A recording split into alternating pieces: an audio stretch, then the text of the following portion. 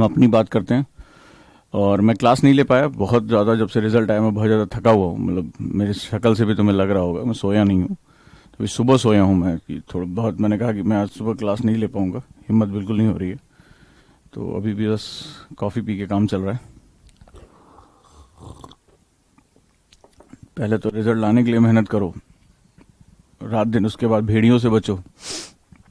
पूरा मुखर्जी नगर परेशान है, उजांग रिजल्ट कैसे लेकर आ गया, कब किया इसने, कब लॉकडाउन में इसने इतना सब कर डाला।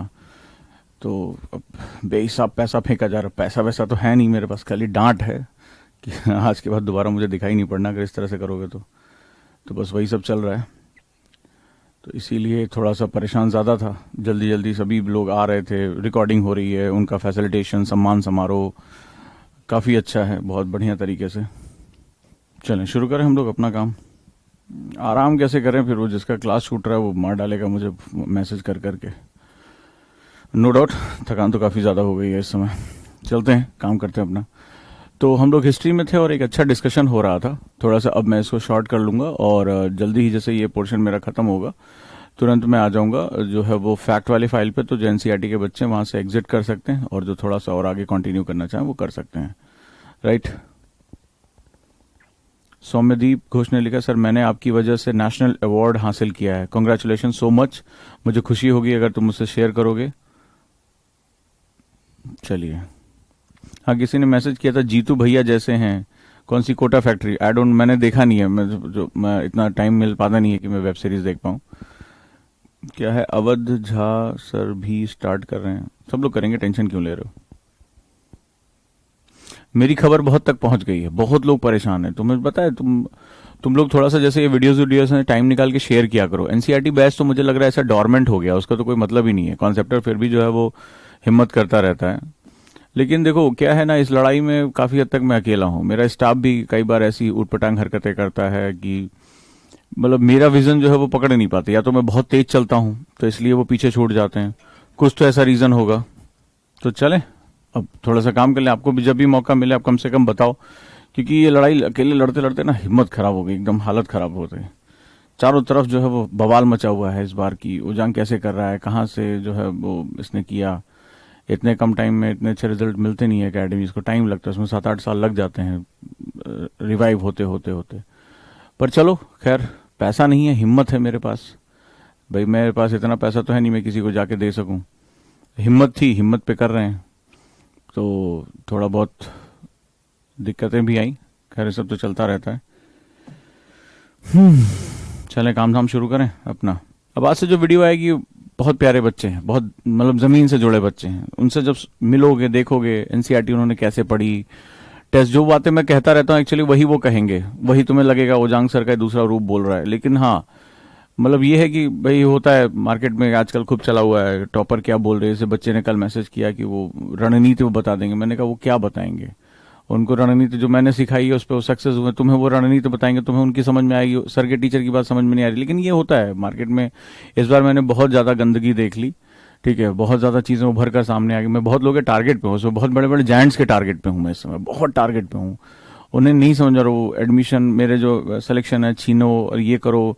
क्योंकि किसी भी एकेडमी में तुम देखोगे बच्चा खुल के नहीं कह रहा है कि मुझे मेरे टीचर ने पढ़ाया, ऐसा कभी नहीं तुम देखोगे। लेकिन जितनी वीडियोस मैंने डाली तुम देखोगे बच्चा खुद कह रहा है, नाम ले रहा है, एकेडमी का नाम ले रहा है, टीचर का नाम ले रहा है। ये बहुत एक लिंक होता है, एक जुड़ाव होता है।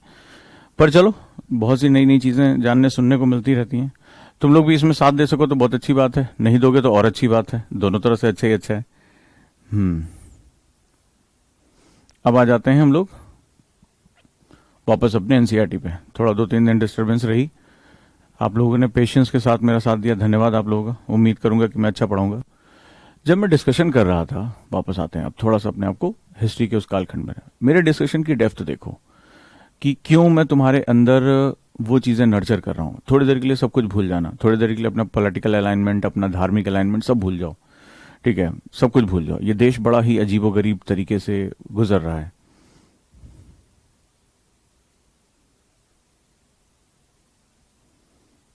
हमें किसी के बारे में बात नहीं करना है। जैसे इन्होंने एक एकेडमी का नाम लिया, सभी का प्लस और माइनस आता है। मेहनत करोगे तो प्लस आएगा, नहीं करोगे तो अब हमेशा एक लीजेसी पे थोड़े ना आपने बड़ा नाम बना लिया, पैसे खर्च किए। इस बार मैं उनके टारगेट पे हूँ। मेरे बच्चों को ढूंढा जा रहा है, फोन किया जा रहा है पर्सनली। उसमें हमारे एक भूतपूर्व टीचर भी शामिल हो गए हैं। बच्चों को फोन कर करके कि ओजांग का रिजल्ट कहाँ है, उसको बरगलाया जा रहा है। और चूंकि भाई वो बहुत बड़े हैं, मैं तो अभी जुमा जुमा 4 दिन हुआ है मुझे इस लाइन में आया हुआ, और ऐसा मैंने कोई बहुत बड़ा बैच है, बहुत पैसे नहीं कमा लिए हैं, तो मेरे पास वो तो हिम्मत, सिर्फ बच्चों के साथ मेरा जुड़ाव है। उनको ये पता है कि हाँ, इस बंदे ने मेरी बहुत मदद की है, यहाँ तक पहुंचने में मेरे साथ हमेशा ये खड़े रहे सुख दुख में।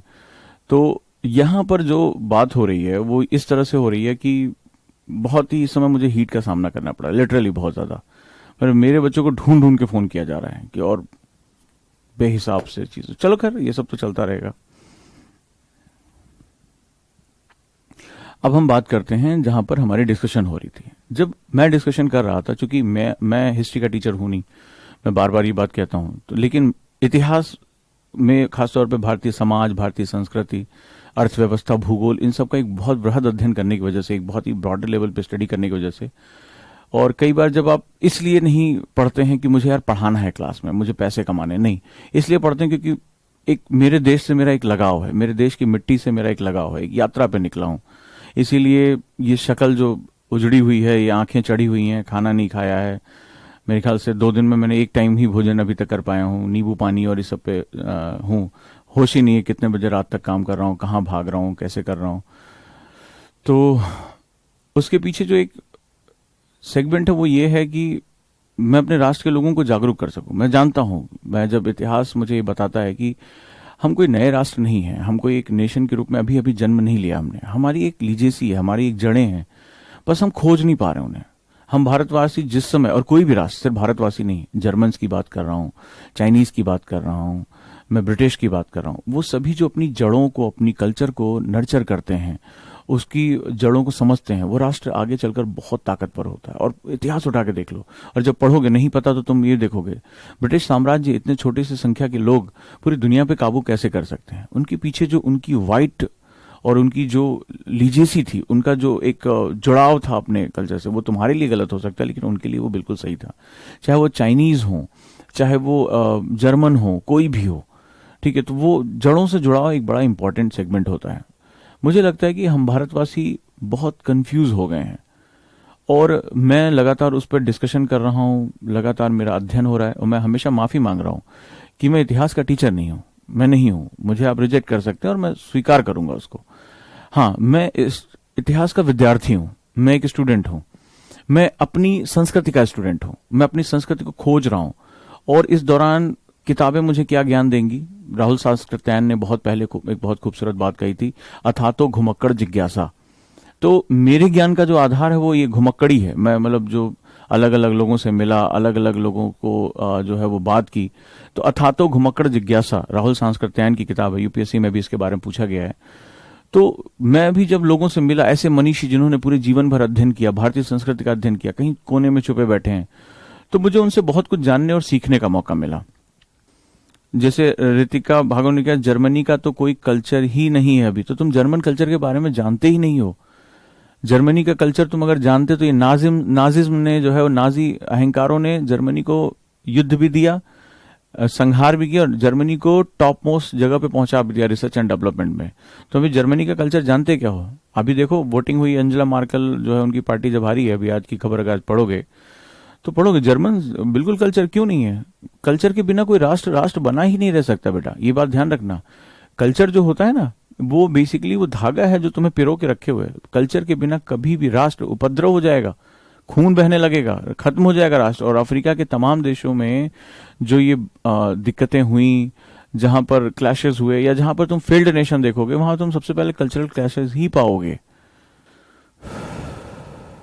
तो चलो आगे बढ़ते हैं। मैंने आपसे डिस्कशन किया था, जब मैं भारतीय संस्कृति का अध्ययन करता हूं एक विद्यार्थी के रूप में, एक स्टूडेंट के रूप में, मुझे नहीं पता कि मेरी बात तुम तक कितनी पहुंच रही है और मैं कितना तुम्हारी जो रिक्वायरमेंट्स है उसको कितना सेटिस्फाइड कर रहा हूं, मुझे नहीं पता एग्जैक्टली। जैसा भी हो मुझे बताते रहना कि मैं अच्छा हूं, बुरा हूं, बोर कर रहा हूं, तुम्हें गलत कर रहा हूं, लेकिन कुछ ऐसा हो रहा है जो मिल रहा है। कुछ दिन पहले मैं जब गणतंत्र शब्द का यहां प्रयोग किया था, गण क्या होते हैं, जब मैं एक एक शब्द, चूंकि संस्कृत का मैंने अध्ययन किया है, मैंने इसके लिए जानबूझ के संस्कृत सीखी कि मुझे अपने साहित्य, मुझे दूसरों का बताया हुआ नहीं पढ़ना है। मैंने संस्कृत का बाकायदा अध्ययन किया, लोट लकार, लंग लकार, मैंने लकारों का सभी जो है संस्कृत व्याकरण का अध्ययन किया ताकि मुझे पढ़ने में आसानी हो। मैं अपनी चीजों को अपने तरीके से समझना चाहता हूं, मैं अंग्रेजी में नहीं समझना चाहता। और जब मैंने उस चीज को समझा, जाना, तो मेरे सामने एक बहुत बड़ी चीज निकलकर सामने आई, एक बहुत वास्तविकता निकलकर सामने आई। तो मैं जब बात करने लगा, तो जब मैं गणतंत्र का अध्ययन कर रहा था, तो मुझे लगा कि पूरी दुनिया में ये हमें आज आता है अमेरिका, उसका कोई राष्ट्रपति आता है, वो कहता है कि India is the biggest, India is oldest democracy on this earth is America. और हमने तो पूरी दुनिया को लोकतंत्र सिखाया। और मैं बहुत धन्य महसूस कर रहा हूं कि कुछ दिन बाद उसके प्रधानमंत्री यूनाइटेड नेशन में जाते हैं। आप में से कई बहुत ही जागरूक स्टूडेंट उन्होंने मुझसे शेयर किया, और बहुत गर्व की बात होती है कि एक टीचर कोई बात क्लास में सिखा रहा है और प्रधानमंत्री उसके बारे में बात कर रहा है, वो भी कहाँ, यूनाइटेड नेशन में जाकर बात कर रहा है, संयुक्त राष्ट्र में, जो पूरी दुनिया उसको देख सुन रही, पूरी दुनिया का जो प्रतिनिधित्व कर रही, वह संस्था में जाकर कहता है कि भारत लोकतंत्र की जननी है, मदर ऑफ डेमोक्रेसी मान उनको कहा जाए। और ये क्लास में हमारी पहले डिस्कशन हो गई। ऐसा क्यों हुआ, ये प्रश्न के लिए मैं डिस्कशन करने आ रहा हूं। प्रधानमंत्री, मैं उनको आज राजनीतिक पार्टी के रूप में नहीं बात करने जा रहा हूं। आप उनके विरोधी हो सकते हैं, उनके समर्थक हो सकते हैं, कोई भी बात, लेकिन मैं भारत के प्रधानमंत्री की बात कर रहा हूं। मैं प्रधानमंत्री के व्यक्तित्व की बात करूं तो अगर प्रधानमंत्री को देखोगे तो वो मनीषी के रूप में है, मतलब आप उनको ध्यान से देखोगे वो भारतीय संस्कृति के बहुत करीब है। वेस्टर्न प्रभाव उनके ऊपर बहुत कम आता है। ठीक है, आप उनके विरोधी हो सकते हैं, स्वागत है आपका, कोई दिक्कत नहीं है। न मैं उनका समर्थक हूं, ना उनका विरोधी हूं। लेकिन प्रधानमंत्री जो है वो आपने देखा होगा कि भारतीय परंपराओं को बहुत अच्छी तरह से समझते हैं। और जो भारत को समझ पाया, ये बड़ी अजीब विडंबना रही है कि भारत के पहले प्रधानमंत्री से लेकर आगे बहुत लंबे समय तक ऐसा रहा है कि जो वेस्टर्न ने कहा वो हमने बोला है। और जब अमेरिका का राष्ट्रपति आता था, जब यहाँ पे, इससे पहले बराक ओबामा भी आए और उन्होंने बोला कि oldest democracy and biggest democracy, now friends बहुत कोलैबोरेट कर रहे हैं, तो मुझे लगा ये क्या बोल रहा है। ये 400 साल पुरानी एक डेमोक्रेसी को कह रहा है oldest democracy in the world. ठीक है, ये दुनिया को बताने चले, और हम कौन है। ठीक है, हम पूरी दुनिया को डेमोक्रेसी का जो है पाठ पढ़ाने वाले हैं। हमने दुनिया, अभी तो आप मेरे साथ जाओगे, हम पूरी दुनिया को प्रशासन तंत्र, हमने नीतियों का तंत्र, राजनीति को पढ़ाने वाले हम थे। मैकियावेली को आज वेस्टर्न इतना हाइप करता है। मैकियावेली क्या था, अगर कहूं तो मैं चाणक्य को उसने कॉपी कैट किया। ठीक है, मैकियावेली ने कॉपी कैट किया और उसको बनाकर जो है दुनिया को दे दिया। हम इंडियंस को पूरी दुनिया ने कॉपी किया और अपने अपने फॉर्म में ले जाकर रख दिया, और हम अपनी बात कभी कह ही नहीं पाए, क्योंकि हमें उलझा दिया गया हमारी छोटी छोटी पहचानों में, हमारी छोटी छोटी आइडेंटिटीज में। इसी वजह से हम कभी भी पूरी दुनिया के सामने नहीं निकल कर आ पाए। चले वापस चलते हैं और आगे बातचीत करते हैं इसमें। अब हमने उपनिषदों के बारे में कर लिया। हमने देखा लास्ट हमारी जो क्लास हुई थी, अगर मैं सही हूं तो हमने देखा कि हमारे पास भारतीय दर्शन को समझने के लिए, क्योंकि दर्शन इतिहास को देखता है। ठीक है, ये बात ध्यान रखिएगा। दर्शन का मतलब होता है देखना, टू सी, टू विजुअलाइज।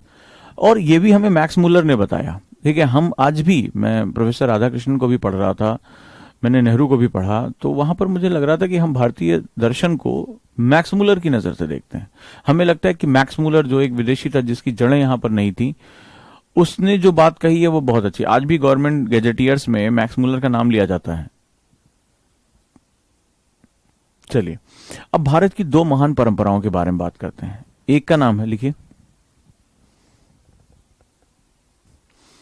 देखो, जैनिज्म।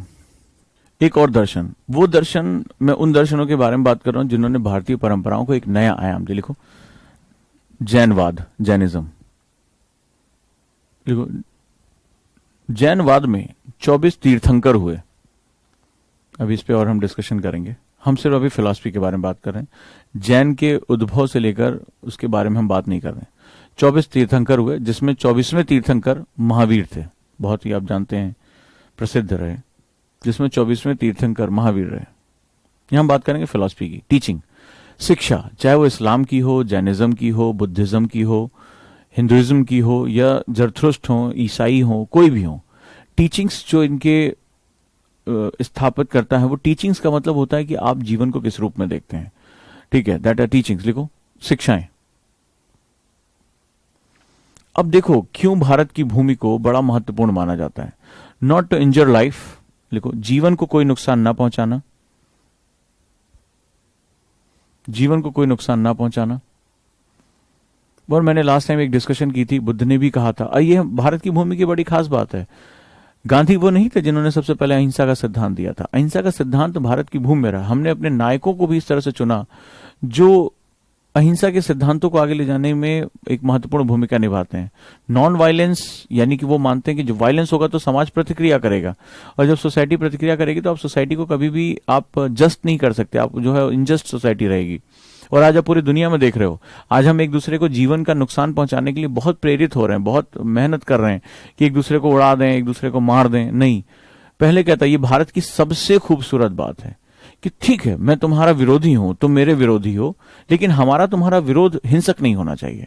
तुम वैचारिक, भारत में वैचारिक विरोध को बहुत महत्व दिया गया। आपने अष्टपाणी का नाम सुना होगा, अष्टावक्र का नाम सुना होगा, पाणिनि का नाम सुना होगा, बहुत बड़े बड़े विद्वान हुए। ये जो विरोध करते थे वो वैचारिक तर्क के आधार पर करते थे। हमारे यहाँ कभी हिंसक विरोध को जो है वो मान्यता नहीं दी गई। देखो, नॉट टू इंजोर लाइफ, जीवन को कोई नुकसान ना पहुंचाना, नॉट टू स्पीक लाई, झूठ ना बोलना, यानी सत्य के साथ खड़े रहो। तो सत्य क्या मांगता है, सत्य क्या होता है? मान लीजिए आप इंसान है, आप गलती करेंगे, आप मृत्युलोक में आए हैं, आप गलती करेंगे। मान लीजिए जैसे मैं छोटा था तो हुआ क्या कि उस समय जो है वो हमारे दोस्तों, चौथी पांचवी क्लास की बात है, तो ये चूरन वूरन आता था, उस समय खाने की आदत हो गई थी। तो क्या होता था, पिताजी जब भी आते थे ऑफिस से तो मौका लगते उनकी जेब से 10 रुपए चुरा लिया करते थे। ये एक बड़ा इंपॉर्टेंट, एक मुझे बीच में एक गलत आदत पड़ी कि पैसे चुरा, कंचे खेलते थे हम लोग, तो कंचे वंचे खेलने के लिए भी पैसे चुरा लेते थे। उस समय कॉमिक्स वॉमिक्स आती थी, तो भाई एक दो मेरे दोस्त थे वो अमीर घर से थे, ज्यादा बढ़िया जो है उनको पैसे मिलते थे, पॉकेट मनी टाइप का मिलता था उनको, हमें तो ये सब चक्कर था नहीं हमारे यहाँ।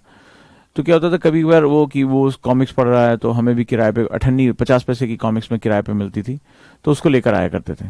तो क्या होता था, वो पिताजी की जेब से पैसे कई बार चुरा लिया करते थे, और ये जो है क्या नाम है, लगभग साल भर ये क्रम चला। पता नहीं कैसे हुआ, क्या हुआ, किसी ने मुझे समझाया, मुझे एग्जैक्टली याद नहीं है। एक बार जो है उनकी जेब में हाथ डाला तो 100 रुपए का नोट निकला है। मैं इतना डर गया 100 रुपया देख के कि भाई ये मेरे से बहुत बड़ा अपराध हो गया है। मैं गया, पापा से माफी मांगी, तो पापा बहुत समझदार, हमेशा इस चीज को कभी हाथ नहीं उठाते थे, वो बहुत ही रेयर ऑफ द रेयरेस्ट। तो उन्होंने कहा कोई बात नहीं है, आगे से मत करना इसको। मम्मी पता चल गया, मम्मी ने 2 थप्पड़ रसीद कर दी। मम्मी ज्यादा इस सब चीजों में बिलीव नहीं करती थी, उन्हें लगता था कि जो है जस्टिस ऑन स्पॉट होना चाहिए। तो उन्होंने 2 थप्पड़ जड़ दिए। फिर भी मुझे पापा का बहुत प्रभाव रहा, पापा ने मुझे कुछ नहीं कहा, कहा बेटा ये सब गलत बात होती है, आपको कोई चीज की आवश्यकता है आप मांग लीजिए, ला के देना पिता होने के नाते मेरा धर्म है कि मैं आपको ला के दूंगा, और अगर वो जस्ट है, अगर आप सही चीज कर रहे हैं तो आप इसको मांग लीजिए। उसका बहुत प्रभाव पड़ा। उसके बाद ये खैर आदत बंद हो गई मेरी। लेकिन एक चीज मैं आज महसूस, उस समय तो नहीं महसूस कर पाया, लेकिन एक चीज मैं मानता हूं, आज मैं इसको देखता हूं कि जब आप सत्य की तरफ जाते हैं तो सत्य कभी भी, मैं बहुत महत्वपूर्ण बात बता रहा हूं, आगे गांधी के दर्शन को पढ़ने में आपको बहुत आसानी होगी। सत्य बोलने के लिए आपको करेज की बहुत आवश्यकता होती है, साहस की आपको बहुत ज्यादा नीड होती है, और साहस जो होता है वो बड़ा गहरा होता है। साहस शरीर की ताकत को नहीं देखता है। गांधी ने अपना जो पूरी फिलॉसफी ली, गांधी ने जो आंदोलन खड़ा किया वो भारतीय दर्शन में था। गांधी ने भारतीय दर्शन का बड़ा गहरा अध्ययन किया और अपनी ताकत को वहां से लिया। उन्होंने समझा कि साहस के लिए शरीर का जो है वो मसल होना जरूरी नहीं है, 6 पैक एब होना जरूरी नहीं है, एक भारी भरकम आदमी भी जो है बहुत कमजोर हो सकता है। साहस तब आता है जब आप सत्य के साथ खड़े होते हो, और जब सत्य को आप समझ लेते हो कि सत्य क्या है, ट्रुथ क्या है, तो साहस अपने आप जन्म लेता हो। जब साहस आपकी आवाज में मुझे किसी भी रूप में सत्य के साथ खड़ा होना है, तो फिर आप कभी भी जो है वो गलत का विरोध करने की प्रवृत्ति आ जाती है। मैं गलत होते हुए देख नहीं सकता। पूरे अगर गांधी को अगर पूरे जीवन में अगर उसको ध्यान से देखोगे तो गांधी के पूरे जीवन में आप ये पाओगे कि यही सत्य के साथ खड़े होने की जो प्रवृत्ति थी, ये जो साहस उनके अंदर था। शरीर दुर्बल था, ठीक है, हड्डियों के ढांचे के रूप में थे, लेकिन अदम्य साहस माना जाता था उनके अंदर, अदम्य साहस कि वो सत्ता के खिलाफ भी जाकर खड़े। और सिर्फ गांधी ही नहीं, हर वो व्यक्ति जिन्होंने भारतीय आजादी में अपनी योगदान दिया, भारतीय समाज को आगे बढ़ाने में योगदान दिया, वो ईश्वर चंद्र विद्यासागर थे, राजा राम मोहन राय थे, कोई भी अगर वो संथाल थे, वो जो है वो हमारी वांगनोई थी, कोई भी अगर हमारी थी वहां पे, तो ऐसे सभी लोग जिन्होंने असत्य का विरोध किया, उन्होंने साहस का साथ दिया। बिना साहस के सत्य नहीं कहा जा सकता। बड़ी खूबसूरत लाइन कह रहा हूं, बिना साहस के सत्य नहीं कहा जा सकता, ठीक है। Without courage you can't speak truth. और साहस कब आता? अभी क्वेश्चन आएगा कि बिना साहस के सत्य नहीं कहा जा सकता, साहस कब आएगा? साहस आता है जब आप सही और गलत के बीच का फर्क कर लेते हैं। सही और गलत के बीच का फर्क, यानी कि जो क्या व्हाट इज राइट और व्हाट इज रॉन्ग, ये तब आता है जब आपकी सत्यनिष्ठा यानी एथिक्स और इंटीग्रिटी आपकी जन्म ले लेती है। जब आप उसको सत्य को सत्य और गलत को गलत रूप में देखते हैं। मैं आज तुमसे एक छोटी सी बात कहता हूं, एक बहुत इंपॉर्टेंट, एथिक्स एंड इंटीग्रिटी में आप यही पढ़ेंगे जीएस पेपर 4 में। मैं आपसे एक छोटी सी बात कहता हूं, बड़ी महत्वपूर्ण, आप इसको समझने की कोशिश करिएगा। आज तुम्हें लगता है कि किसी भी, मान लो एक अपराधी है, उसने किसी को मार दिया, आप देखते हैं लोग गवाह नहीं मिलते हैं। आपने पिक्चरों में भी देखा होगा, सिंघम मूवी में देखा होगा, एग्जैक्टली ऐसा होता है कि पुलिस वाले चाहते हैं एक्शन लेना, लेकिन वहां के लोग डर के मारे, उस अपराधी के डर के मारे गवाही नहीं देते हैं। किसी लड़की के साथ कुछ गलत किया, लोग गवाही नहीं देते कि वो फलाना कोई बहुत ताकतवर है, कोई हिस्ट्री सीटर है, हमें गोली मार। अभी आपने देखा बिहार में एक विसल ब्लोअर जिन्होंने आरटीआई को, उनको गोली मार दी गई। ठीक है, एक जज को ऑटो ने टक्कर मार दिया, सीबीआई जांच चल रही, क्योंकि वो न्याय दे रहे थे और जो न्याय पाने वाला था वो उनको जो है डरा रहा था। समाज में जो अपराधी वर्ग होता है वो गोलियां ताबड़तोड़ चलाता है, हिंसा करता है। क्यों करता है? क्योंकि वो डर पैदा करना चाहता है। याद रखिएगा, जो अपराधी होता है वो डर पैदा करना चाहता है, क्योंकि डर जब जाओगे तो डर जैसे ही आपके अंदर आएगा आप सत्य का साथ छोड़ दोगे, क्योंकि डर और साहस कभी एक साथ नहीं हो सकते। जो डर गया वो साहसी नहीं हो सकता। One who is fearful can not be courageous. मेरी बात को जरा ध्यान से समझने की कोशिश करना। तो आज अगर तुम भारतीय समाज में, चाहे न्यायपालिका हो, ठीक है, न्यायपालिका को डराने की कोशिश, जज को मार दिया जाएगा तो फिर जज डर के मारे ऐसे डिसीजन नहीं देगा, उसका भी तो फैमिली है। आप जब आईएएस और आईपीएस बनोगे तो आपको ऐसे डर का सामना करना पड़ेगा। आपको याद होगा, अभी आपने वो बुक पढ़ी होगी जिन्होंने आशाराम बापू को, आईपीएस ऑफिसर जिन्होंने इनको जो है वो सारा इनके खिलाफ छापेमारी और ये सब किया, उन्होंने एक स्टेटमेंट दिया कि मुझे अपने परिवार को कुछ दिन तक छुपा के रखना पड़ा, मुझे मतलब सिक्योरिटी मांगनी पड़ी, मेरे बच्चे स्कूल जाने बंद कर दिए, क्योंकि हमारे ऊपर जो है बहुत बड़ा डर था। तो आप भी जब आगे चलकर सिविल सर्वेंट बनेंगे तो आपको ऐसे बहुत डर का सामना करना पड़ेगा। मेरे एक स्टूडेंट अभी और डिप्टी एसपी हैं, अभी नई नई पोस्टिंग हुई है। कल मेरी उनसे बात हो रही थी तो बोले सर बहुत परेशानी हो रही है, लिटरली, मतलब इस तरह से दबाव आ रहा है, इस तरह से हम गलत को भी पकड़ने जाते हैं तो धमकियां आ जाती हैं। हर कोई किसी ना किसी के साथ कनेक्टेड है, कोई ना कोई पॉलिटिकल पार्टी के साथ कनेक्टेड है। बिल्कुल मन उब गया। मैंने समझाया कि देखो, इसमें ज्यादा परेशान होने की जरूरत नहीं है, काम को काम की तरह से लो, अपने पक्ष पर ईमानदार रहो, क्या गलत हो रहा है क्या सही हो रहा है इस पर बहुत ज्यादा दिमाग मत लगाओ। अभी ना तुम्हारी इतनी उम्र हुई है, अभी तुमने पहली पोस्टिंग ली है, पहली पोस्टिंग में अगर इतना घबरा गया तो फिर दिक्कत हो जाएगी। तो आप कोशिश करो कि इसमें हिम्मत के साथ काम करो, और हमेशा ये सोचो कि दिन के आखिरी में पहुंचो और ये सोचो कि मैंने अपना काम ऑनेस्टली किया या नहीं किया। रिजल्ट फेवर में हो, अगेंस्ट में हो, इसकी ज्यादा परवाह मत करो। खैर, तो यहां आपको ये फिलॉसफी समझ में आई। आगे आप देखेंगे कि भारत में जितने भी महान लोग हुए वो इस फिलॉसफी से अपने आप को लेकर जाते हैं। तो आज आपको मैंने समझाया कि हम झूठ कब नहीं बोलते हैं, जब हम सत्य के साथ होते हैं। सत्य के साथ हम कब होते हैं? बोलते हैं ना सत्य बोलो सत्य बोलो। क्यों बोले भाई? सत्य क्यों नहीं देश बोल पा रहा है? कहीं भी किसी भी मुद्दे पर हमारे अपने घरों में, हमारे अपने समाजों में नहीं बोल पा रहा है, क्योंकि हमारे अंदर साहस नहीं होता। साहस क्यों नहीं होता? क्योंकि भय होता है, डर होता है। और डर क्यों होता है? डर इसलिए होता है कि हमें अपने मूल्य, हमें अपनी एथिक्स, इंटीग्रिटी के बारे में पता नहीं होता है। हमारे अंदर वो मोह होता है कि हमसे ये चीज छीन ली जाएगी, हमसे कुछ गलत हुआ होता है जो हमें सत्य का सामना करने से रोक देता है।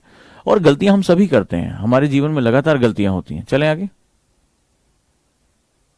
Next one, not to steal, चोरी ना करना, अस्तेय, ठीक है, चोरी ना करना, नॉट टू स्टील, चोरी ना करना।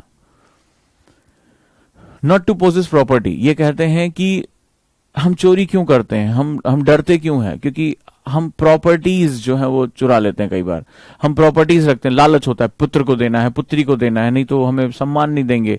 इस चक्कर में आज देखिए प्रॉपर्टी के झगड़े में ही साथ सबसे ज्यादा बवाल होते हैं। आप लोग अखबार पढ़ते होंगे अपने लोकल न्यूज़पेपर कि प्रॉपर्टी के झगड़े में भाई ने भाई का सर फोड़ा, गोली चली, चाचा ने भतीजे की हत्या की। इस तरह के आपने बहुत से समाचार सुने होंगे। आपने देखा होगा सारा बवाल प्रॉपर्टीज का है। प्रॉपर्टीज एनी सेंस, नेता जमीन हड़प ले रहा है, आईएएस ऑफिसर जो है वो जा रहा है जमीन के घोटाले कर रहा है, प्राधिकरण जमीन लेके गायब हो जा रहा है, तो सब कुछ प्रॉपर्टी के आसपास ही घूम रहे। तुम देखोगे ज्यादातर हमारा जो लालच है, हमारे भ्रष्टाचार का जो बेसिक केंद्र है वो प्रॉपर्टीज है, राइट है। तो इन्होंने पहले कहा था कि जिस लालच की स्रोत को ही खत्म कर दो, क्योंकि तुम्हें एक दौड़ में डाल देगा, भ्रष्टाचार की दौड़ में आप घुस जाओगे। नॉट टू पोजेस प्रॉपर्टी, ठीक है, संपत्ति को नहीं रखना। टू वो चैस्टिटी, प्रॉपर्टी यानी कि संपत्ति को नहीं रखना। आत्म को शुद्ध रखना, यह आत्मन शुद्धता को बढ़ावा देना। आगे चलकर संत रविदास जी कहेंगे, जब मेडाइवल टाइम में आप पहुंचेंगे, मन चंगा तो कठौती में गंगा, सुना होगा आप लोगों ने। तो उनकी कहानी थी कि वो बोले अरे यार तुम चर्मकार हो, जाति व्यवस्था में नीचे हो, गंगा माँ तुम्हें थोड़ा ना आएंगी, वो तो तुम्हें तो उस समय तो ऐसा माहौल हो गया था भारत में, इतनी अंधकार युग आ गया था हिंदू धर्म में कि उसकी वजह से वहां जाति व्यवस्था इतनी कड़ी कर दी कि अगर वो भागवत भागवत सुन ले तो उनके कान में पिघला शीशा डाल दिया जाता था। और उनको इस तरह से जो है सभी धार्मिक कर्म, अभी भी आप देखते होंगे ऐसा होता, मंदिरों में प्रवेश वर्जित है, दलितों में आपने तमाम केसेस पढ़े होंगे, सुने होंगे। तो कहते हैं आत्मन शुद्धता को बढ़ावा देना, मन शुद्ध रहेगा तो आप बहुत मजबूत हो जाएंगे। नॉट टू पोजेस प्रॉपर्टी, संपत्ति नहीं रखना। जैसे समाजवाद है, तो समाजवाद में आप क्या होता है, समाजवाद का मूल स्वरूप में आप सारी प्रॉपर्टी का मालिक जो है राजा होगा। पहले हमारे यहाँ था, कॉर्नवालिस से पहले हमारे यहाँ ये भी था कि प्रॉपर्टी स्वामित्व तो नहीं है, सभी का राजा जो है वो राज्य उसका स्वामी है, राजा उसका संरक्षक है। जानते हो राजा स्वामी नहीं था हमारे यहाँ, जब प्राचीन आप पद्धतियां पढ़ोगे, राजा वॉज नॉट ऑनर।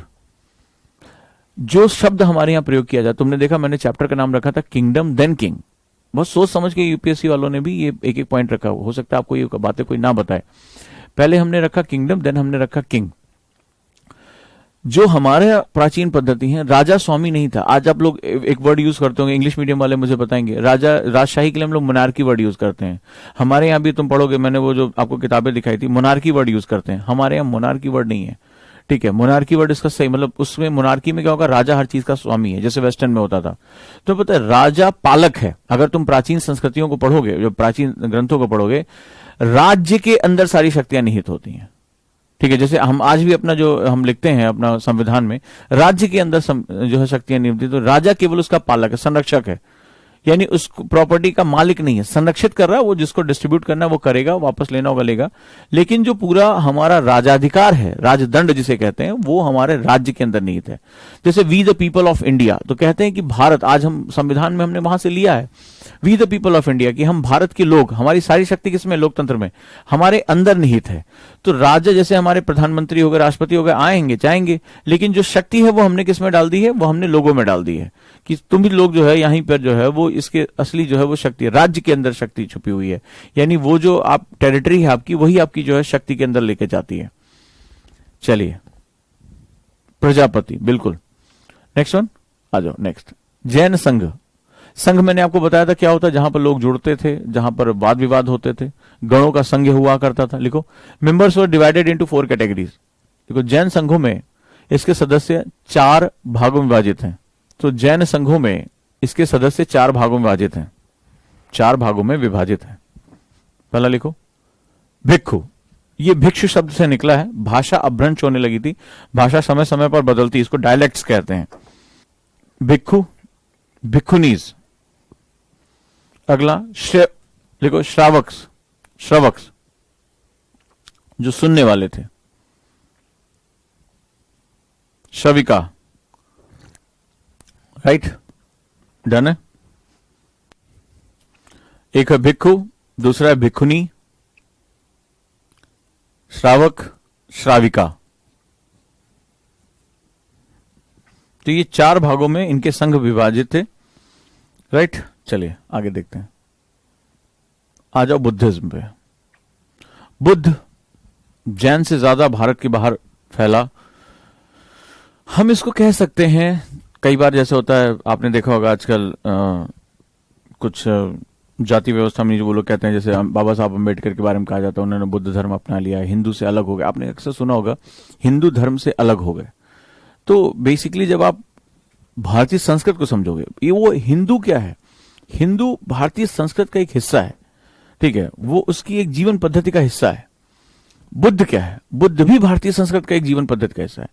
मैं तुम्हारे पूजा पद्धतियों, तुम्हारे कर्मकांड से इत्तेफाक नहीं रखता हूं। इसमें कोई एक थिंकर आता है, वो एक नई पद्धति को जन्म देता है। और जन्म देने का मकसद क्या है, बड़ी ध्यान समझना। किसी को इंग्लिश में कोई दिक्कत तो नहीं हो रही है? जो हमारे नए रिचुअल्स आ रहे हैं, जो हमारे नए तरीके आ रहे हैं, जैसे मान लो बुद्ध ने कहा विपासना, आज आपने बहुत सुना होगा आजकल नेता विपासना करने जा रहे हैं।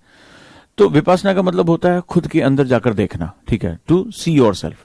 और उन्होंने प्राकृत भाषा को जन्म दिया, संस्कृत से अलग होकर। पहले प्राचीन संस्कृत भाषा थी, संस्कृत पे विद्वानों ने कब्जा किया, तो फिर उन्होंने प्राकृत भाषा को जन्म दिया, आपने देखा होगा इसमें। तो बुद्धिज्म हिंदू धर्म से पृथक हो सकता है, भारतीय संस्कृत से नहीं। मैं वहां भी वैसे भी भारतीय संस्कृत के बारे में बात करने आया हूं। हिंदू, इस्लाम, जैनिज्म, बुद्धिज्म, मेरे लिए वो सब क्या है, उस वृक्ष की अलग अलग डालियां हैं। उनका मकसद क्या है? बुद्धिज्म ने हिंदू धर्म से अलग अपने रीति रिवाजों को अलग कर लिया, पूजा पद्धति, ध्यान साधना को अलग कर लिया। उन्होंने आसान बनाया, क्योंकि हिंदू धर्म या कोई भी धर्म, चाहे इस्लाम हो, हिंदू हो, क्रिश्चियनिटी हो, एक बार धर्म ऐसा मौका आता है, धर्म सोचना छोड़ देता है। धर्म में कुछ ताकतवर लोग कब्जा कर लेते हैं। धर्म मूल स्वरूप में बहुत ही खूबसूरत है, सभी ने देखा होगा। तो मेरी बात ध्यान से समझना, इस्लाम के बच्चे जो मानने वाले हैं, हिंदू धर्म को मानने वाले हैं, या अगर कोई क्रिश्चियन मेरी बात को सुन रहे हैं, मुझे एक बात बताना, जितने भी इसके पैगंबर हुए हैं, जिसके भी इसके फाउंडर्स हुए हैं, तुमने नोटिस किया कि उन्होंने ध्यान लगाया, उन्हें ज्ञान प्राप्त हुआ और उन्होंने पूरे संसार को बताया। चाहे वो गुरु नानक साहब हो, कोई अगर हमारे सिख बच्चे हमें सुन रहे हो, तो मुझे बताना कि कॉमन क्या था इन सभी पैगंबरों में, इन सभी जो हमारे, जिन्होंने जैसे लाइट बैरियर्स जो हमारे थे, लाइट को जो कैरी करने वाले लोग थे, उन लोगों ने सबसे पहले क्या किया? आपने नोटिस किया होगा कि वो एकांत में बैठे, ध्यान लगाया और उन्हें फिर ज्ञान प्राप्त हुआ। तुमने नोटिस किया? मुझे थोड़ा सा, अगर मैं गलत हूं तो मुझे बताना। तो इनलाइटमेंट हुआ, उनका अंदर से एक आवाज आई और उन्होंने, वो एक परेशान थे, वो प्रश्न पूछ रहे थे कि ऐसा क्यों हो रहा है, ऐसा क्यों हो रहा है। इसका जवाब उनका एग्जिस्टिंग धर्म या उस समय का एग्जिस्टिंग जो देश काल था, जो समय था, टाइम था, वो इसका जवाब नहीं दे पा रहा था। और जवाब नहीं दे पा रहा था तो उनके अंदर एक इनलाइटमेंट हुआ। तुमने नोटिस किया? मुझे बताएं, जितने भी बच्चे हैं। अगर मैं गलत हूं तो मुझे बताएं कि मैं गलत हूं। चाहे वो हिंदू धर्म हो, इस्लाम हो, क्रिश्चियनिटी हो, सिखिज्म हो, कोई भी हो। गुरु नानक साहब भी ध्यान में बैठे, आपने देखा होगा, नोटिस किया होगा।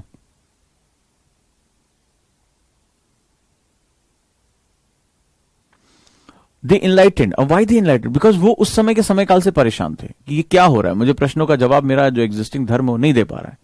तो उन्होंने एक नया पद्धति खोजा, लोगों को उसमें आसानी हुई। लोग भी थे लेकिन लीड नहीं कर पा रहे थे। एक व्यक्ति इनलाइटेंड होता है और वो लोगों को रास्ता देता है। तो एक्चुअली में क्या है? एक्चुअली में जो है, जो आपको यहां बता रहा हूं, क्योंकि इस पर बवाल बहुत हो सकता है, इसमें जो एक्चुअलिटी है वो ये है कि आप रास्ता देते हैं लोगों को, ठीक है, आप रास्ता दिखाते हैं। तो मेरे लिए मेरी भारतीय संस्कृति पल्लवित हो रही है। अगर आप इसको हिंदू के नजरिए से देखोगे, अरे अलग हो गए, बहुत बहुत आगे चलकर बवाल हुआ। आगे चलकर जब आप बुद्धिज्म की स्टोरी पढ़ेंगे तो उसमें बहुत ज्यादा एक दूसरे के खिलाफ जाने की कोशिश हुई, तो आप कहेंगे जैनिज्म अलग हो गए, बुद्धिज्म अलग हो गए। मेरे लिए भारतीय संस्कृति पल्लवित हो गई। एक नई पद्धति इन्होंने निकाली, एक नई ध्यान प्रक्रिया निकाली, एक मेडिटेशन का प्रोसेस निकाला, जीवन को और सरल करने के लिए बात की, टीचिंग्स को और इजी किया, ऐसी भाषा का प्रयोग किया जो ज्यादातर लोगों को पहुंच सके। क्यों? क्योंकि पर्पस क्या है हमारी कल्चर का? पर्पस है इनलाइटन करना, पर्पस है तुम्हें बुद्ध बनाना। बुद्ध शब्द का मतलब क्या होता है? सिद्धार्थ बुद्ध कैसे बनते हैं? बुद्ध का मतलब होता है स्वज्ञान की प्राप्ति। बुद्ध कहते हैं सबसे बड़ा संसार में ज्ञान है जब तुम खुद में समाहित हो जाओ, तुम उस क्षण में रुक जाओ, जिसको हम लोग आनंद यात्रा कहते हैं। मतलब इस क्षण में रुक जाओ और इस क्षण में रुके रहो। रुक जाओ तो हम तुम थोड़ा सा मेडिटेशन करेंगे, हम इस क्षण में रुक जाएंगे, हम ध्यान लगा लेंगे, लेकिन उस क्षण में रुके रहो। मतलब जीवन ही तुम्हारा वही मूवमेंट हो जब वो बुद्ध है, वही बुद्ध है। तुम भी बुद्ध हो, मैं भी बुद्ध हूं, अगर मैं इस क्षण में रुकना सीख जाऊं कि मेरे लिए ना कोई अतीत है ना कोई भविष्य है, मेरे लिए सिर्फ वर्तमान है। हर क्षण जो वर्तमान है वही मेरा जीवन है। होश में रहना, ओशो इसको कहते हैं होश में रहना, यानी कि हर समय मैं क्या कर रहा हूं, मैं कौन हूं, सांस को आते और जाते हुए देखना, वो महसूस करना, ये बुद्धिज्म है। हालांकि इसको बहुत आगे चलकर बहुत कॉम्प्लेक्स किया गया। बुद्ध की टीचिंग्स को जब मैंने विपासना किया, बुद्ध की टीचिंग्स को पढ़ा, समझा, बुद्ध को अनुभव करने की कोशिश की, तो मुझे लगा बहुत कॉम्प्लेक्स आगे चलकर समाज ने इसको बहुत कर दिया। वो अगरबत्ती दिखाना, बुद्ध ये नहीं थे, बुद्ध अंदर है, ठीक है, बुद्ध अंदर है हमारे। बुद्ध मतलब जैसे बच्चे ने लिखा, बुद्ध मीन्स अवेकन, जागृत। और जगता कौन है? जगता कौन है? जो सोया हुआ है। तो मैं तो बात कर रहा हूं तुमसे, तुम्हें सोया हुआ कैसे? बुद्ध कहते हैं, अब देखो बहुत बढ़िया बात कही बच्चे ने, आप लोग कितना अच्छा पढ़ रहे हैं, मुझे बहुत अच्छी खुशी महसूस हो रही है कि आप लोग बहुत इंटेलेक्चुअल लोग हैं। तो मैं तो तुमसे बात कर रहा हूं, तो अगर मैं एक शरीर विज्ञान यानी कि एनाटॉमी के हिसाब से करूं तो मैं तो जगा हुआ हूं, लेकिन बुद्ध कहते हैं तुम जगे हुए नहीं हो, तुम होश में नहीं हो। ओशो भी कहते हैं आगे, होश में नहीं हो तुम। तो मतलब या तो मेरा दिमाग अतीत के बारे में, पास्ट के बारे में सोच रहा है, फ्यूचर के बारे में सोच रहा है, चिंताओं में है, गुस्से में, घृणा में, हर समय नफरत, बोले मुक्त हो जाओ। मुक्त ही बुद्धिज्म है। तो मेरे लिए मेरी भारतीय संस्कृति पल्लवित हुई। मेरे लिए मेरा कोई विरोध नहीं है वहां पे कि मैं हिंदू धर्म के विरोध में जा रहा हूं या फलाने, ना ना ना ना। इसने मेरी भारतीय संस्कृति को पल्लवित किया। और आश्चर्यचकित रहोगे कि पाटलिपुत्र मगध में उतना ही सम्मान प्राप्त था। उतना ही सम्मान प्राप्त हो, कोई पद्धतियों में विरोध नहीं था। आगे चलकर जैसे जैसे समाज पहचानों को जकड़न करने लगा, ये विरोध बढ़ने लगे। Next one, nearly 2500 years ago, लिखो 2500 वर्ष पूर्व, लिखो दे मेडिटेटेड, देखो फिर वर्ड आ गया, दे मेडिटेटेड, इन्होंने बोधि वृक्ष, इसको हम लोग बोधि वृक्ष का मतलब एक बनियान ट्री, जैसे हम लोग कहते हैं बरगद का पेड़, इन्होंने बोधि वृक्ष के नीचे ध्यान लगाया एंड इनलाइटेंड इन बोध गया, इनलाइटेंड इन बोध गया, और बोध गया में इन्हें आत्मज्ञान हुआ। इनलाइटेंड, जब अंदर से प्रकाश जागृत हो जाता है, इनलाइटेंड इन बोध गया, इन्हें ज्ञान प्राप्त हुआ। इनकी टीचिंग्स लिखो, शिक्षाएं। पहला, life is full of suffering, जीवन कष्टों से भरा हुआ है, जीवन कष्टों से भरा हुआ है, जीवन कष्टों से भरा हुआ है, life is full of suffering. People should be kind, लोगों को दयालु होना चाहिए। देखो अहिंसा मूल तत्व के रूप में आगे बढ़ती जा रही है। पीपल शुड बी काइंड, लोगों को दयालु होना चाहिए। रिस्पेक्ट एवरीबॉडीज लाइफ, सभी के जीवन का आदर करो। जीवन शब्द बड़ा गहरा है, जीवन इसका मतलब प्राण नहीं है, जीवन बहुत कुछ होता है। तुम किसी से अपना मैला सर पे उठवा रहे हो तो तुम उसका अनादर कर रहे हो, तो जीवन का अनादर कर रहे हो। बुद्ध की शिक्षाएं प्राकृत भाषा में, एग्जाम में आया था प्राकृत भाषा, संस्कृत से थोड़ा सा अलग हो जाता है।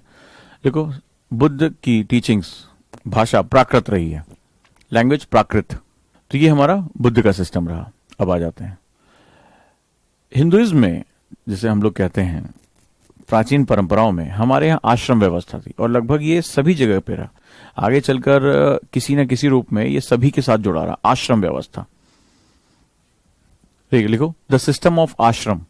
अगला पॉइंट लिखो, बुद्ध से अलग दूसरा पॉइंट लिखो, सिस्टम ऑफ आश्रम, आश्रम तंत्र की विशेषताएं, आश्रम तंत्र की विशेषताएं। पहला, देयर वर 4 आश्रम, देखो 4 आश्रम, आशाराम नहीं है, आश्रम है, ध्यान रखना। 4 आश्रम स्थापित थे। पहला ब्रह्मचर्य, दूसरा गृहस्थ, तीसरा वानप्रस्थ और चौथा सन्यास। 4 आश्रमों की व्यवस्था थी। जीवन को 4 आश्रमों में बांटा गया, ब्रह्मचर्य, गृहस्थ, वानप्रस्थ और सन्यास। आश्रम व्यवस्था का तात्पर्य क्या था, क्या ये सेगमेंट था? माना जाता था कि मनुष्य का जीवन 100 सालों में विभाजित है, nearly is equal to 100 years. मैंने आपको बताया कि हमारे पास 4 दुर्गुण हैं। मनुष्य जीवन जब आता है, काम, क्रोध, लोभ, मोह, लगभग ये सभी सांस्कृतिक ग्रंथों में इसके बारे में बात किया गया और लगभग सभी धर्मों में इसके बारे में बात किया गया है। क्रिश्चियनिटी में भी बात किया गया है, राइट, अलग अलग रूपों में उन्होंने ये बात कही है, काम, क्रोध, लोभ, मोह। अब जीवन इन्हीं के साथ चलता है, ठीक है। तो कहा गया कि जब व्यक्ति आगे थोड़ा समझदार होता है, 7 साल का हुआ, 8 साल का हुआ, तो उसके बाद एक उपनयन संस्कार होकर ब्रह्मचर्य की बात होती है। ब्रह्मचर्य जहां पर माना जाता है कि इसमें जो है वो एक व्यक्ति को, एक जो स्टूडेंट होता था उसको उसके परिवार से दूर टीचर के साथ जाना पड़ता था। और ब्रह्मचर्य आश्रम में it's not about celibacy, it's about ब्रह्मचर्य। ब्रह्मचर्य का मतलब होता है रोज करना, that is habit, you know the habit. ब्रह्म का मतलब होता है आत्मज्ञान के लिए जो कार्य करने हैं। अब मेरी बात को समझना, it's not about you don't involve in the sexual activities. बहुत बाद में ये सब किया गया, वो बजरंग दल वाले जो करते रहते हैं, मारपीट किए, ये सब किए कि ये सब किताबें नहीं पढ़नी है। It's all about, it's not like that. अगर तुम इसको सांस्कृतिक इसको तोड़ोगे तो ब्रह्मचर्य बोल दिएगा 25 साल तक जो शादी ब्याह नहीं करना है, भैया हम ब्रह्मचर्य का पालन कर रहे हैं, हम लंगोट पहनते हैं, हम जो बजरंग बली पूजा करते हैं। दे exactly don't know what is the meaning of ब्रह्मचर्य। ब्रह्म का मतलब होता है, मैंने आपको बताया था, ब्रह्म का मतलब होता है स्वज्ञान। और सबसे पहले ब्रह्म, अगर आप देखोगे सबसे पहले तो ब्रह्म का मतलब जो होता है वो स्वज्ञान, यानी परम, हाईलाइटली एनलाइटमेंट। ब्रह्म जो होता है, ब्रह्म का जो तात्पर्य दिया गया, जब आप भगवत गीता भी पढ़ोगे, चैप्टर्स के नाम भी पढ़ोगे, तो उसमें जो आपने देखा होगा ज्ञान योग, ज्ञान योग को बड़ा इंपॉर्टेंस दिया गया। तो कहता है कि ब्रह्म के लिए सबसे पहले स्वाध्याय होता है। आज भी आप जाओगे, तुम कहोगे, आज भी आप लोग इन मोटिवेशनल वीडियोस देखते होगे कि जो लोग हाईली सक्सेसफुल होते हैं, एलॉन मस्क या चाहे आपका जो है वो माइक्रोसॉफ्ट के संस्थापक, ये सब बहुत पढ़ते हैं, ठीक है, और कहते हैं कि अगर मनुष्य को आगे बढ़ना है तो उसको खूब पढ़ना पड़ेगा। आपने भी ये सुना होगा, बहुत सी मोटिवेशनल आजकल तमाम ऑडियो बुक्स और ये सब तमाम दुनिया भर की आ गई। तो ब्रह्म को प्राप्त करने के लिए स्वाध्याय बहुत जरूरी है, यानी कि सेल्फ इनलाइटन होने के लिए आपको पढ़ना खूब पड़ेगा। क्योंकि पढ़ना क्या होता है, आपके जो पूर्वज जिन्होंने उस चीज को अचीव कर लिया है उसको उन्होंने डॉक्यूमेंटेड कर दिया है। तो स्वाध्याय यानी कि स्वयं के साथ इन्वॉल्व होकर, अध्याय का मतलब होता है इसको पढ़ना और स्वयं की इन्वॉल्वमेंट के साथ पढ़ना। ऐसा नहीं कि किसी के नोट्स उठा के पढ़ लिया। उस समय होता था कि भाई जरा तुम जरा ये नोट्स अपना पीडीएफ देना, पीडीएफ फॉरवर्ड करो जरा मेरे व्हाट्सएप पे, ऐसा नहीं हुआ करता था। स्व का मतलब होता है चिंतन। अब यहां पे समझते जाओ, भारतीय परंपराओं में तुम्हें समझ में आ जाएगा। चिंतन करते हुए अध्ययन करना। तुम्हें भारतीय परंपराओं के बारे में थोड़ी बहुत जानकारी हो जाएगी। यार पीडीएफ फॉलो करना, यार जैसे आप इंजीनियरिंग कॉलेज में गए, अरे यार वो जल्दी से पता भी नहीं कि रीडिंग्स क्या है फलाना, अरे एक कॉपी 10 लोग चेपे चले जा रहे हैं। ऐसे ही होता है, आप लोगों ने भी देखा होगा, ठीक है, तमाम जगह होता है। असाइनमेंट ऐसे बनते, एक ने असाइनमेंट बना लिया, पूरी क्लास असाइनमेंट बनाया जा रही है, ये भी नहीं पता कि असाइनमेंट में लिखा क्या है। पूछ लो पकड़ के तो लिखा क्या, ये भी नहीं पता होता है। तो देखो, ब्रह्म मिलता है स्वाध्याय से।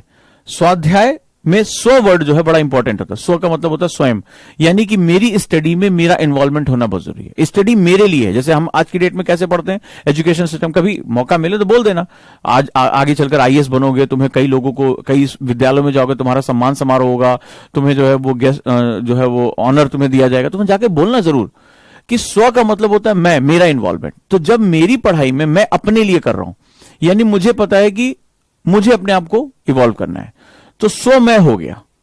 तो अब मुझे ये नहीं कि कोई एग्जाम क्रैक करना है, फलाना कंपटीशन निकालना है, ये किसी को शो करना है, पापा मम्मी जो है मोहल्ले भर में बताएंगे मेरे लड़के कितना परसेंटाइल है, ये स्व के लिए। तो इसीलिए बाहरी एटमॉस्फेयर से उनको काट दिया, उनको गुरुकुल लेके जाते थे। क्योंकि गुरुकुल में कोई नहीं कहेगा ना, अरे वर्मा जी आपका लड़का क्या कर रहा है, आपकी लड़की कितने परसेंट लेकर आई, सीए के एग्जाम में क्या हुआ, कोई नहीं पूछा। यहां पे क्या होता है, अगल बगल वाले पूछते रहते हैं ना घर में, है बेटा इस बार बोर्ड है तुम्हारा, ऐसे ही ऐसे आके कहते हैं।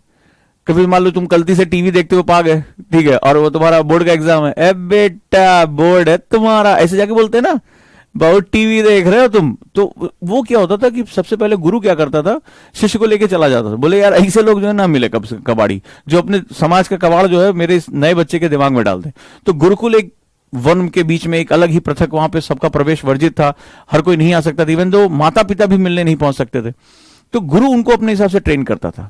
तो जब पहले वो आइसोलेट करते थे कि ब्रह्म के लिए पहले तो तुम बाहर से कटो, ये बाहर का तुम्हारे कान में जो ये ज्ञानेंद्रियां जिसे कहते हैं ना, ये सभी, तो ज्ञानेंद्रियों में ये भी आता है, ठीक है, ये आंखें सब कुछ जो है वो ज्ञानेंद्रियों में आ जाता है। बाहर की चीजों को देखो, बाहर की तरफ खुले हुए हैं, ये बाहर की तरफ खुला हुआ है, आंखें बात देख रही है, कान बाहर की बात सुन रही है, ठीक है, ये त्वचा जो है वो बाहर की चीजों को अनुभव कर रही है।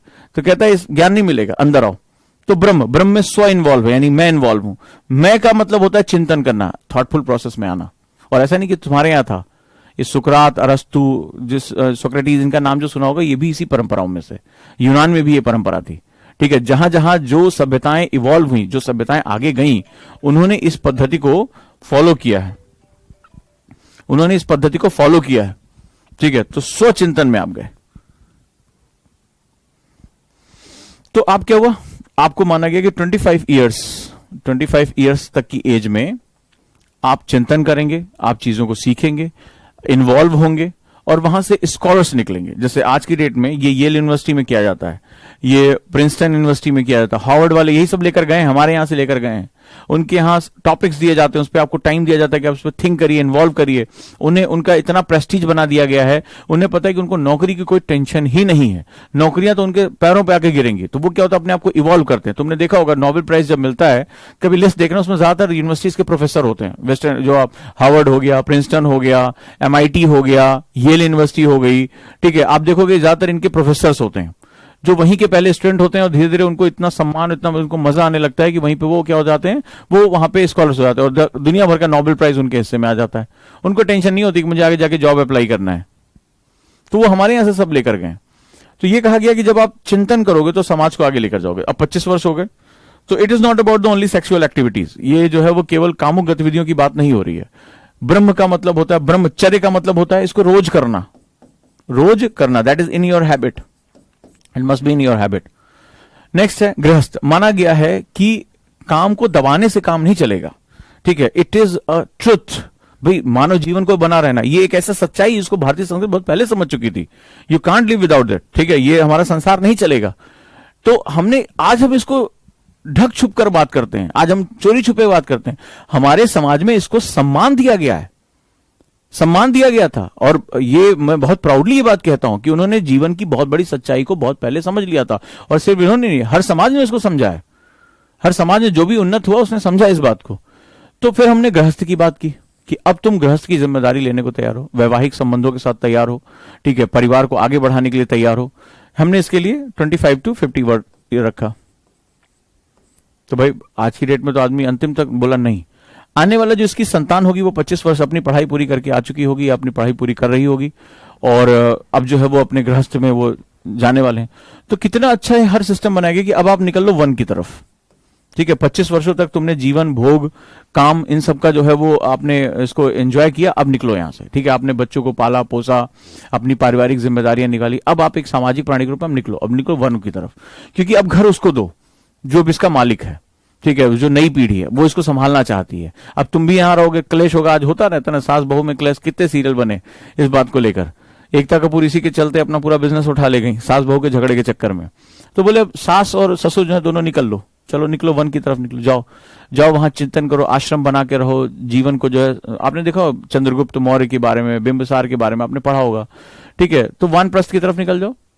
तो आगे चलकर वो उन्होंने अन्य जल त्याग के जैनिज्म अपना लिया और शरीर को त्याग दिया, क्योंकि फिर वो संसार में उन्होंने लगा मैंने सब कुछ हासिल कर लिया है, मैंने एंजॉय किया, अब चलो खत्म करो। तो वन में जाओ, वहां पर वन के जीवन, प्रकृति के बीच में रहो, पेड़ पौधे लगाओ, वहां पर चिंतन करो, ईश्वर का गुणगान करो। एंड देन संन्यास का मतलब वो पत्नी भी अब छूट जानी चाहिए, ठीक है। यहां पर जो है पत्नी भी है वो छूट जानी चाहिए, और अब तुम अपने आप को सेल्फ करके इस लाइफ को छोड़ने के लिए तैयार हो जाओ, हाईली इंटेलेक्चुअल हो जाओ। और फिर सन्यास का मतलब होता है कि वैराग, सब कुछ बाय बाय कर दो। देन नेक्स्ट जो हमारा 100 ईयर्स तक आप सन्यास और शरीर छोड़कर इससे पहले भी जा सकते हो, ठीक है। ये बॉडी आप इसको समझ जाओगे, दिस ओनली ये बॉडी। नैनम छिंद्रति शस्त्राणी नैनम दहति पावका न चैनम क्लेदन्ते आपो न शोष्यति मारुता। बहुत पहले ही बात कह दी गई है कि आत्मा अजर और अमर है, ठीक है, जो हमारे संस्कृत में कहा गया। इसको ये सिर्फ अपना शरीर छोड़ रही है, ये वस्त्र है ये शरीर। तो इस बात को समझ लो, इसके साथ मोह माया में मत पड़ो कि अंतिम समय तक लड़ेंगे इसके लिए, ना, छोड़ो और जाओ, अगली पीढ़ी को आने दो। तो इस व्यवस्था से समाज जो है वो एक समान रूप से चलता रहता है, एक अच्छे तरीके से मैनेज होता रहता है। समाज में चिंतन, ठीक है, सब चीजों का मैनेजमेंट हमारे यहां किया गया है। तो सेलिबेसी को आज की डेट में वो जो गमछा बांध के कभी उनको पकड़ के किसी दिन कोई बढ़िया तुम्हें मिले, पूछना यहाँ आओ बेटो, यहाँ बोले बताओ जरा ब्रह्मचर्य का मतलब क्या होता है। बोले ऐसे तुरंत बताएंगे बजरंग बली, ठीक है, किसी मजाक नहीं उड़ा रहे हैं, लेकिन चीजों को अगर तुम वास्तविक रूप से नहीं जानोगे तो क्या होता है। हमारे कहावत होती है नीम हकीम खतराए जान, अधजल गगरी छलकत जाए। तो जो नीम हकीम खतराए जान होता है, जैसे आपको भी कभी इलाज कराना हो तो आप किसके पास जाओगे, एक अच्छे वेल एस्टेब्लिश डॉक्टर के पास, या अभी अभी पता चला है कि भैया ये फलनवा जो है झाड़ फूंक के जो है अभी बड़े बड़े तांत्रिक बने हैं, किसके पास इलाज कराने जाओगे। तुम मुझे बताओ, तुम्हारी जान का खतरा है, पेट में दर्द है, ऑपरेट कराना है, तो किसी ऐसे आदमी के पास जाओगे जो कह रहा भैया पहला ऑपरेशन है। या तुम किसी, आप जब जाते हो तो देखते हो कि बहुत एस्टेब्लिश किसका नाम है, किसका केस स्टडी बहुत अच्छी है, आप पहले उसको ढूंढते हो, जान की बात है। तो भारतीय संस्कृति में भी अगर आप अधकचरे ज्ञान के साथ, यहां किसी का मजाक नहीं उड़ा रहे, अधकचरे ज्ञान के साथ जब जाओगे तो बेसिकली तुम्हें नुकसान ज्यादा होगा। तुम अध्ययन करो, अध्ययन करोगे, चिंतन करोगे, तब जाके बोलो तो तुम्हारी बात सही भी आती है, राइट। तो ऐसा ही है, आपने कभी अध्ययन नहीं किया, पकड़ के पूछना। मैं तो पूछता रहता हूं, मैं कहा बताओ तो मुझे, मैं ज्ञान में बोलता हूं, मैं अज्ञानी हूं, मुझे समझाओ तो, इस शब्द का मुझे मतलब समझाओ, क्या होता है, ठीक है, क्या होता है, इसका तात्पर्य क्या है। तो फिर मैं उनको लॉजिक देता हूं कि तुम्हारे ही अपने राष्ट्र में खजुराहो के मंदिर बने हुए हैं, वो क्यों बने हुए हैं, वो लोग बेवकूफ थे और तुम उसको मंदिर कहते हो शिवालय है, तो तुम मंदिर का अपमान कर रहे हो। अरे बाप रे, इसी में तो बात खराब हो जाती है। तो मतलब समझो तो जीवन क्या है, भारतीय दर्शन जीवन को समझता है। और आपने देखा दोनों की फिलॉसफी में अब जूही आफरीन ने लिखा है कि आज की न्यूज में आया कि 25 साल का लड़का सन्यासी बन गया है। सर क्या ये सही है इतनी कम एज में? सन्यासी शब्द को तुम जानते कहां हो? सन्यास और सन्यासी दो अलग अलग चीजें हैं। ही इज नॉट सन्यासी। वो जो अखबार लिखने वाला है ना, वो भी बेटा आज के समय में जो न्यूज लिखने वाले होते हैं उनको पता भी नहीं होता क्या लिख रहे हैं। इंटरनेट से जो जहां चिप में आ गए किसी के पास आज की डेट में इतना टाइम है नहीं, हर चीज फटाफट युग है, ये मैगी युग है। तो संन्यास और सन्यासी ये आश्रम है, ये संन्यास आश्रम है। आश्रम का मतलब होता है मुझे आश्रय मिलने वाला, मुझे वहां रहना है। ये सन्यासी है, इसको संसार से वैराग हो गया और ये ईश्वर में अपना राग ढूंढ रहा है। ठीक है, तो उसमें कोई गलत बात नहीं है। मेरे माता पिता ने मुझे जन्म दिया तो जरूरी थोड़े ना कि मैं आईआईटी पढ़ के जाऊं। मैं तो बहुत से ऐसे आईआईटीएंस को जानता हूं, इस्कॉन में गया, मिला उनसे, उन्होंने सब कुछ छोड़ दिया, बोले लाखों का पैकेज छोड़ दिया, घर वाले रो रहे हैं। गलत नहीं है उसमें, गलत क्या है यार? जीवन व्यक्तिगत होता है, जीवन व्यक्तिगत, अगर व्यक्तिगत नहीं होता तो हर घर में झगड़े नहीं होते। तुम हमेशा माँ बाप को फॉलो करते, तुम अपने खुद देखो, तुमने अपने जीवन में कितनी बार माँ बाप से तू मैं की होगी, खुद पलट के देख लो, आज नहीं करते तुम। जीवन व्यक्तिगत होता है, एक बार ध्यान रखना। तो मेरी इच्छाएं, मुझे सुख प्राप्त करना है, और सुख सिर्फ पैसे में नहीं है, नौकरी में नहीं है। एक दिन मैं गया इस्कॉन, मैं बैठा जब ध्यान में, तो हरे कृष्णा जो भजन मुझे बहुत पसंद है एक्चुअली में, मतलब जब उसमें आप संगीत की धुनों में आ जाते हैं तो मैं अब सब कुछ भूल गया। ठीक है, हालांकि मैं तो लौट आया, लेकिन कई लोग को संसार में आपको नहीं पता कि इंसान के जीवन के पीछे कितना दुख और कितनी तकलीफें हैं। जब उसको वहां आराम मिल रहा है, ईश्वर की भक्ति में आराम मिल रहा है, खुदा की इबादत में आराम मिल रहा है, छोड़ देता है वो सब कुछ। और गलत ये नहीं कि तुम पैसा कमा रहे हो, तुम जो है वो जाकर नौकरी करिए, छोड़ दिया, गलत हो नहीं। अरे यार, वो इनलाइटेंड हो रहा है, वो 50 लोगों की दुख दर्द को दूर कर रहा है। आज गौर गोपाल दास की बात सुनिए, आज जब कितने जो है वो नौकरी करने वालों का नाम आप किताबें पढ़ते हैं, उनको सोशल मीडिया पर देखते हैं, गौर गोपाल दास को देखिए, कृष्ण भक्ति करते हुए आज हजारों लाखों युवा उनके जो है भक्त हैं, क्योंकि उनको कुछ हंसा रहे हैं, कुछ उनको जीवन का ज्ञान दे रहे हैं, उनकी लाइफ में इन्रिचमेंट लेकर आ रहे हैं। तो जीवन ये मतलब नहीं होता कि आओ हमारे लिए सब कुछ है। माँ बाप उम्मीद लगा के बैठे, हमने इन्वेस्ट किया था, हमें रिटर्न आना चाहिए, वो बाउंस हो गया।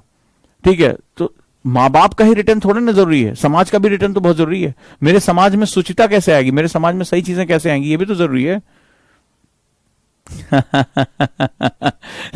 अच्छा, ये तुमने अरुण कुमार जी ने लिखा है कि मैंने एक भैया जी से पूछा तो पापा का नाम लेकर बोले तुम उनके लड़के ना होते, समझा देता तुमको अच्छे से। अरे अभी पंगे वंगे मत लो यार, तुम मेरी क्लास में परेशान हो जाओगे। तुम बस अपने मन में रखो, जब तुम्हारे पास पावर आ जाए ना तब क्वेश्चन पूछना।